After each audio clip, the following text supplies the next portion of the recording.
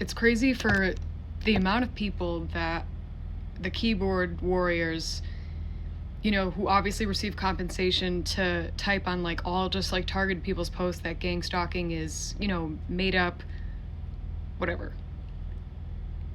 If gang stalking is made up, you know what I mean? This is me processing what happened yesterday, and I posted a video about it, but it got taken down. But for people that don't think that gang stalking is a real thing, you're either A, in on it, or B, being lied to by the people who are in on it. And when it comes to secret societies and things like that, obviously people who are well established are in these secret societies. They're the ones partaking in it. They're the ones recruiting people that they know to do the favors that are required that appear to be like neighborhood watch, right?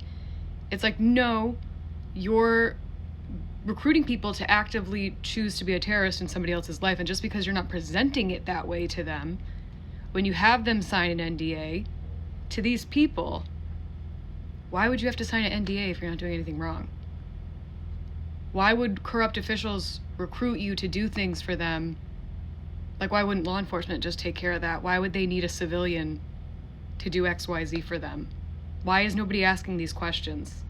Why do people participate in meetings that give you every detail about this person? You're all participating in organized crime.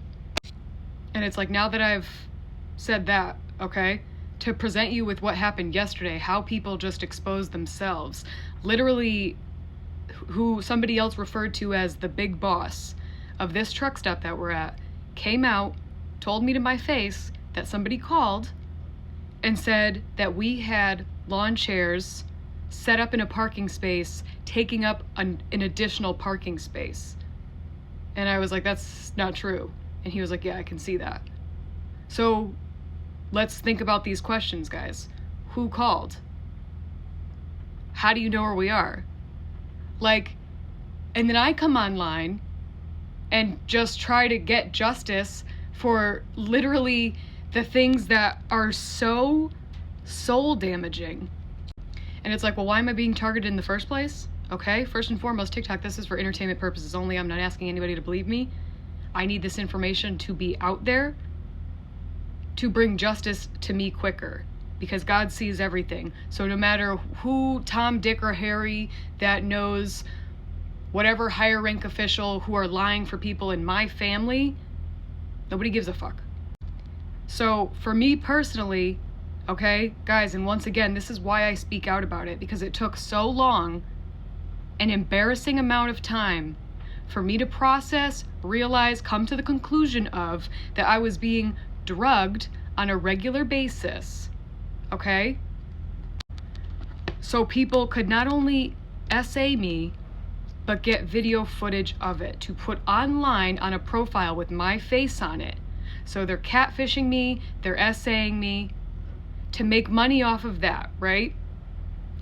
They're also using that to present to somebody else higher up, this person is inadequate, they're a disease, they're disgusting. To gather people to hate me, spread this information around, right? And it's like, let's all pause. No, somebody thought these ideas up in their head, okay? To abuse me with God knows what, okay? I've had dreams. I get weird flashbacks. And I don't even want to tear up right now, because these people are so sick that even seeing that it affects me in the slightest is they feed off that. And it's also processing that nobody gives a fuck. When I speak up about what happened to me, nobody believes me, nobody fucking cares. My own family members are listening to other family members who are saying I'm batshit crazy. Excited to move in with my sister and her fiance. I didn't know at the time. I'd gotten the clues, things were said in front of my face that my brother-in-law and my ex were Freemasons, right? And it's just crazy how you don't process these things in the moment, and it's God allows you to be in harm's way because you're exposing something much greater. So just a quick summary, like when I was with my ex, he was drugging me. He was getting things on video. I had, like, after we were done, I had gotten a security job at a college, and I noticed it was during COVID, so at first there were no students there. But then when the students arrived, I noticed like there were just multiple people, that even staff members, that would look at me like as if I had literally murdered their dog in front of them. And I was like, that's peculiar. But I just didn't think anything of it. You know what I mean? At the time, like, I was abusing, I don't know what I can say on here, but I was abusing the street addies. I had my own prescription of Vyvanse. So, when you're like, in the moment, I'm like, oh my God, like, I'm just thinking this, like, I'm paranoid. Working third shift, you know what I mean? I would have to work into the daytime, so I would just be so tired and like, whatever. But then putting all these pieces together, it was like my ex was drugging me to get footage, weird footage of me, to put online, again, as me, to make all this money, to show my family, like, she's disgusting, blah, blah, blah. And then when I found out, he had his own discrepancies, lost his job, like, who he was came to the light, essentially. And then I moved back home. My sister and brother-in-law invited me to live with them. My brother-in-law was still in communication with my ex. This can all be found. He was doing the same thing, pretending to be me online to make money. And it's like, let's address the real elephant in the room. You guys enjoyed using me as a scapegoat because you liked chatting with men. Got them extra good. But then from there, getting invited to move in with a coworker who I didn't realize at the time was a handler. All these people that I had lived with were handlers. She got paid to move in with me. She got paid to drug my food. She got paid to do all these things.